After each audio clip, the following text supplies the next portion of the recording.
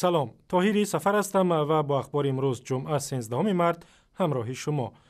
محمد سعید عبیدالله شهردار دوشنبه و رئیس مجلس ملی گفت از امام علی رحمان رئیس جمهوری تاجیکستان درخواست استعفا کرد ولی جوابی رد گرفت. محمد سعید عبیدالله رئیس شهر دوشنبه در این باره روز 13 مارس در جلسه حکومت پایتخت سخن گفته است. یک منبع در حکومت پایتخت به رادیو آزادی گفت رئیس شهر که چند پیش 63 ساله شد و به سن نفقه رسید به امام علی رحمان با عریضه استعفا مراجعت کرده است، ولی رئیس جمهور در جواب گفته است اگرچه به 63 درآمدی اما پیر نشدی و به فعالیت خود ادامه خواهید داد. محمد سعید عبیدالله 18 سال باز رئیس شهر دوشنبه است و رهبری مجلس ملی تاجیکستان را هم بر عهده دارد که این مقام دومین مقام بانفوذ بعد رئیس جمهور به حساب می رود. بانک ملی تاجیکستان گفت برای پیشگیری از بی‌قرب شدن سامانی و تامین بازار ارز با دلار آمریکایی تمام چاره‌ها را می‌اندیشد. نمایندگان بانک روز 13 مارس در نشست خبری در دوشنبه گفتند از بس که صرافی‌ها روزهای اخیر قرب دلار را به طور صنعی بالا بردند، دیگر به آنها فروش مستقیم دلار از بانک ملی قطع کرده می شود. بانک ملی تاجیکستان به بانک‌های تجارتی و صرافیات توصیه داده است 100 دلار را در عوض 628 سامانی بخرند و در عوض 630 سامانی بفروشند. دو سه روز اخیر دیسکس شدیم که بازار از طلبات اقتصادی، طلبات سودخوری و فعالیت تجارتی سودخوران این چنین یک درجه تاثیر پسیکولوژی هم رسیده است. بد شدن وضع اقتصادی روسیه و همین گونه کم شدن انتقال پول مهاجران تاجیک به کشور سبب کمتر شدن رشد اقتصاد در تاجیکستان شد و قرب سامانی را در برابر دلار پایین آورد. نیکولای باردیوژا گنرال روس و دبیر کل سازمان پیمان امنیتی دسته‌جمعی گفت در صورت ضرورت نیروهای کشورهای عضو در 3 روز به مرز تاجیکستان و افغانستان می‌رسند. نیکولای باردیوژا که روز 13 مارس با امام علی رحمان ملاقات داشت و خبرنگاران گفت در صورت سر زدن مناقشه احتمالی در مرز تاجیکستان با افغانستان 3 روز کافی است که نیروهای کشورهای عضو برای کمک خود را به این مرز برسانند. او همچنین گفت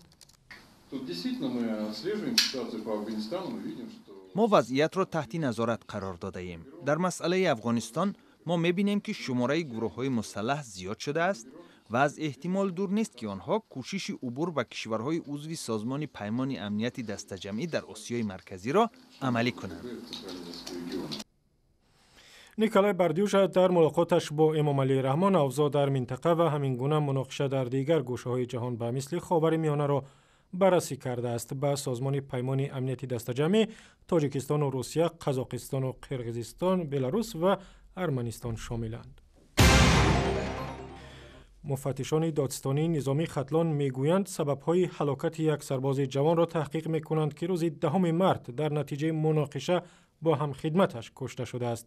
در دادستانی ولایت روز 13 مارس به رادیو آزادی گفتند برای مرگ ساکن 25 ساله دهه زمین ناحیه سربند اسلام الدین اسکندر علیه همخدمت او الهام بابایف پرونده جنایی باز کردند.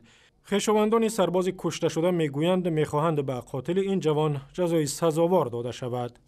اخیرا اعتراض برآمدن در کی حدش گپاش میگیره همونجا میگه با همون یک بار همون زاتور همون خیلی میکشه بچه میگه و با مگزین میگیره و سمکش میندازه ای автомат نباشه میگه که خون پرکاز نبود که همون автомат مگزین جو کنن پرکاز نبود میگه. شما قاتل جیانتون میدونید کی است؟ کی کشته است؟ کدوم سرباز از نام و نسبش کی است؟ حال نامش هم نمیدونم ندیدم. راستی نشون هم ندادن نگفتنم که کی بودنش. یعنی که محکم شده که شورش هم میبینیم سر سود بعد میبینیم. سر سود میرونیم بعد گپ دورین سر رو میکنیم گفت. خیلی گپ دیگه. اسلام الدین اسکندر را بهار سال 2014 به ارتش فرستادند و مرگ او را یک نشانه دیگری موجودیت بدرفتاری در صف نیروهای مسلح تاجیکستان می‌دانند. در دادگاه ناحیه سینا در دوشنبه دو جوان را با گناه عضویت در گروه 24 و تحقیر رئیس جمهوری تاجیکستان به سالهای طولانی زندان محکوم کردند. فردوس محیدینوف و فرهاد کریموف را روز 13 مارس بر طبق 4 ماده کدکس جنایی به 16.5 ساله زندان محکوم نمودند، ولی هر دو میگویند گناه نکردند و عضو گروه 24 نیز نیستند. دولت تاجیکستان این گروه مخالف دولت را سازمان اکستریمیستی خوانده فعالیتش را ممنوع کرده است. مفتشان گفتند که هر دو گمانبر در یک جمع آمدی گروه 24 در روسیه شرکت کردند و در کامپیوتر خود عکس‌هایی را داشتند که امام علی رحمان رئیس جمهوری تاجیکستان در آن عکس‌ها تحقیر شده است. طبیعت شناسان تاجیک میگویند امیدوارند سرشماری ببری برفی که در تاجیکستان و دیگر گوشه‌های جهان در ورطه نابودی قرار دارد بیشتر می شود.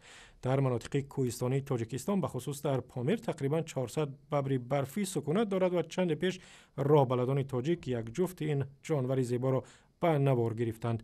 تنگ کردن جایهای سکونتی ببرها و کم شدن بز و گوسفندهای کوهی طعمه اساسی ببری برفی سبب کاهش شماره این جانوران نادر شده است و گزارش مفصل در این باره در وبسایت رادیو آزادی، در صفحه های ما در فیسبوک، توییتر و یوتیوب و هم صمیمه مخصوصی رادیو آزادی برای تلفن های همراه.